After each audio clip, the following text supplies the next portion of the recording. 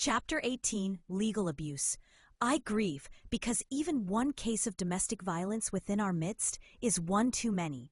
Jesus came to give rest to the weary, and I pray that through the pain, victims can still find real rest in Christ. Dean Sandy Grant. Legal abuse is a multifaceted form of abuse most often utilized by abusers after the victim has left the relationship, although it can sometimes be used during the relationship. Today, legal abuse has become so common and complex that a form of post-traumatic stress disorder called legal abuse syndrome has been identified. This chapter briefly breaks down various types of basic legal abuse, which can include seeking to change custody as a way to punish the other parent, get revenge, and/or maintain power and control over the victim parent.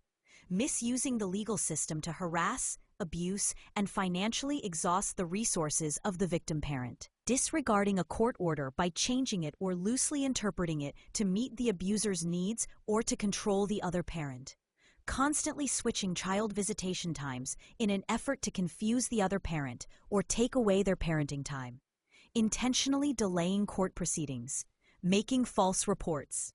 Making legal threats to assert power and control. Custody battles. It is estimated that 58,000 children every year are ordered into unsupervised contact with physically or sexually abusive parents following divorce in the United States.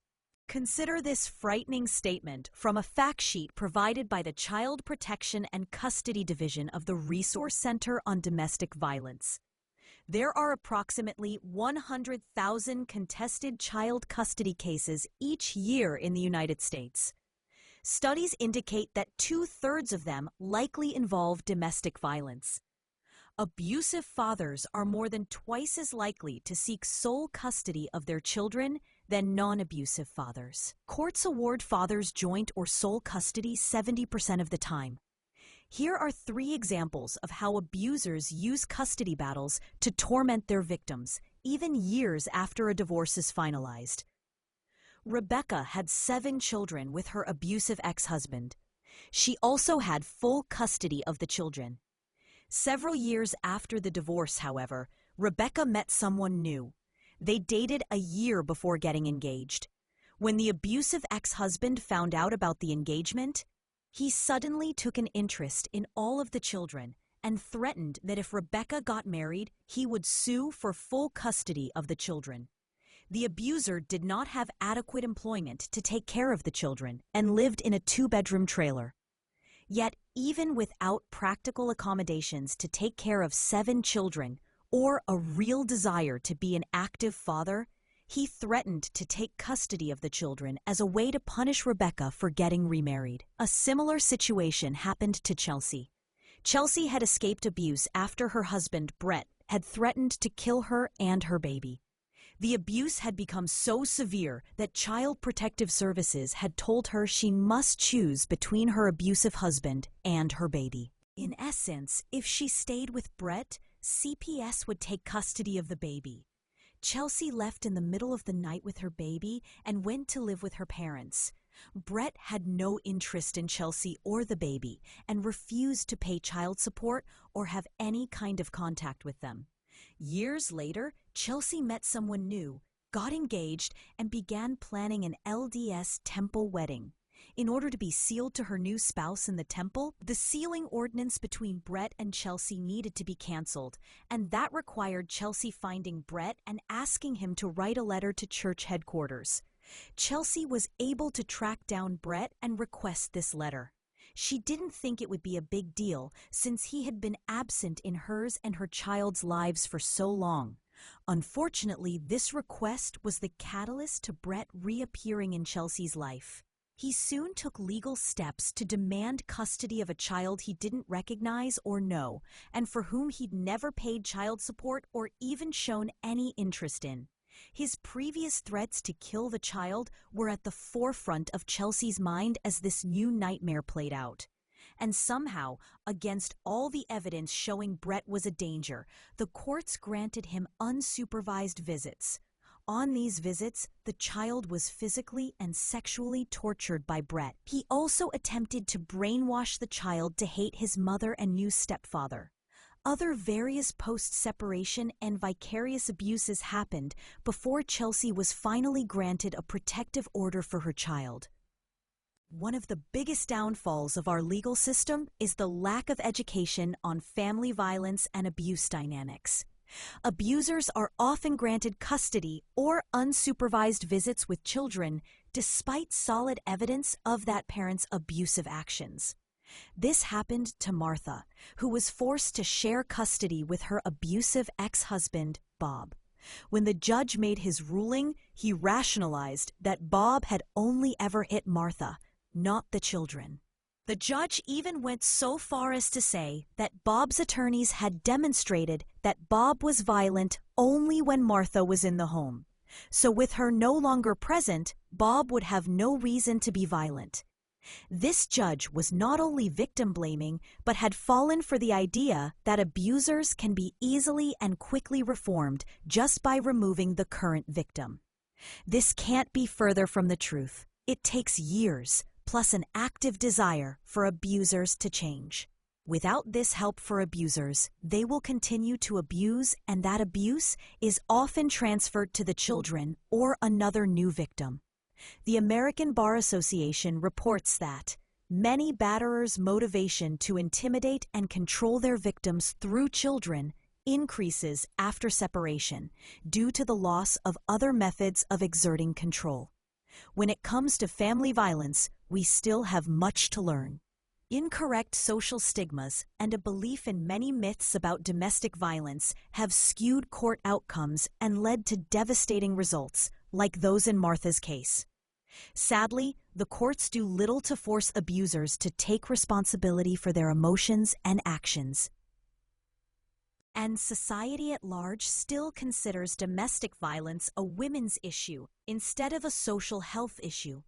A district attorney I used to work with on various projects always told me to turn the courtroom into a classroom when I was testifying as an expert witness on cases. Churches can also help in these efforts by providing support and knowledge to victims of abuse in your congregations. John Piper, founder of the Desiring God Ministry and chancellor of Bethlehem College and Seminary, said, "My plea is to all Christian men, and in particular to the leaders of churches, herald a beautiful vision of complementarian marriage that calls men to bear the responsibility not only for their own courage and gentleness, but also for the gentleness of the other men as well. Make it part of the culture of manhood in the church that the men will not tolerate the abuse of any of its women. Legal exhaustion and jurisdictional games. Anna had been working through legal channels to gain full custody of her children for 8 years. Her name was in the address confidentiality program run by the Department of Justice, and she had a protective order against her ex-husband, Brad. The only way Brad was allowed to communicate with Anna was by serving her with court papers, and he did that relentlessly. Even after having been found guilty of child abuse, Brad was very strategic about serving Anna court motions. The first time he did it was on Mother's Day. Then he served her papers on her birthday. Every time Anna received papers, it was on a day that held some significance to her. She dreaded holidays, anniversaries, birthdays, and so on. She couldn't go to the mailbox or hear a doorbell ring without severe anxiety. Brad sent Anna a variety of motions, including a motion for modification of custody, that he intentionally filed in states where neither one of them lived. When this happened, Anna was forced to call the courthouse and explain that the papers had been filed in the wrong jurisdiction, and then hire a lawyer in that state to have the motion dismissed. Brad did this over and over again. Anna had spent thousands of dollars in legal fees fighting these motions and was financially exhausted when Brad then launched his legal assault in the correct jurisdiction. By that time, she had no money left to hire a lawyer. Everything she owned, her savings, and her credit lines had been used. Intrusive contact. Jessica had been divorced from Corey for several years and also had a protective order against him. This meant Corey's only way to contact her was through court proceedings, which his attorney facilitated once paid. Like Brad in the previous example, Corey had his attorney serve Jessica with papers, always over some non-issue, every time a wonderful event happened in her life. Then, Corey learned of a gap in our legal system that would allow him to represent himself in court, and therefore speak directly to Jessica. Corey used this gap to exploit and further harass Jessica. In doing so, he was allowed to cross-examine her and ask her about her sex life and other intimate details about her life.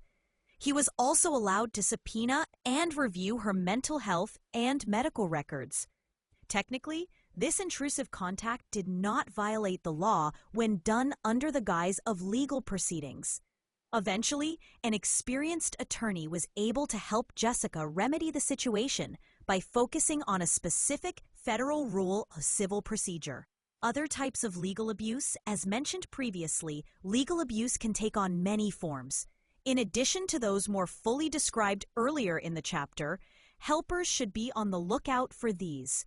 Child support games are just what the term implies. Sometimes they may involve threatening to withhold payment if a former spouse remarries.